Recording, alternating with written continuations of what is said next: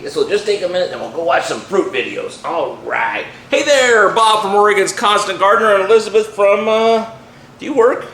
I don't think she has a job. Welcome to the OCGFAM show. To you, my YouTube buddies, what's going on? Let me know in the comments. We'll talk about it after the show. Right now, let's just get into the show. Growing without nectar, using other stuff. Maybe some sort of synthetic nutrients or maybe some sort of more natural stuff, and using the nectar as a supplement. How does that work? Is that a good idea?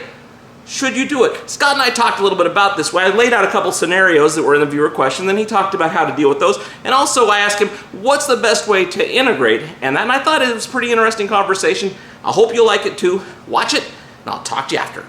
I got a couple here. Paul Seawack and Everything Man. Paul Seawack says, I'm a combo grower. I use both salts and organics. Don't hate. The last run I used Triton's Trawl for my TT. Triton's Trawl? Yep.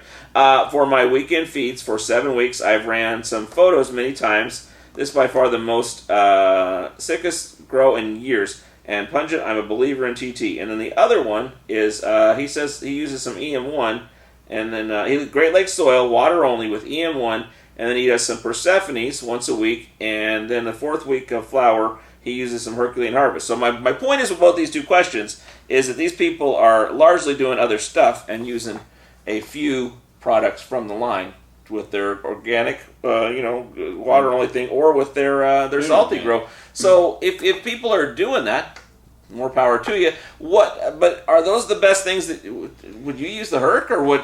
I'm just curious if you were doing that, if you're growing some other way, but you want to supplement or maybe bring in some flavor with these. How would you feel about that? And what would be some things you would do? It's common. I mean, especially I would wonder if the first person there wasn't growing more of a gassy strain or an easily strain, and that's why he chose TT over Triton's Trawl over something like Circes or Herc. The second guy entering Herc in the 4th week, I think he'd find a lot more benefit if he started a little bit early, only because it helps promote early onset flower sites. It helps develop that oil faster and the trichomes faster. What do you think? That informative, entertaining, helpful?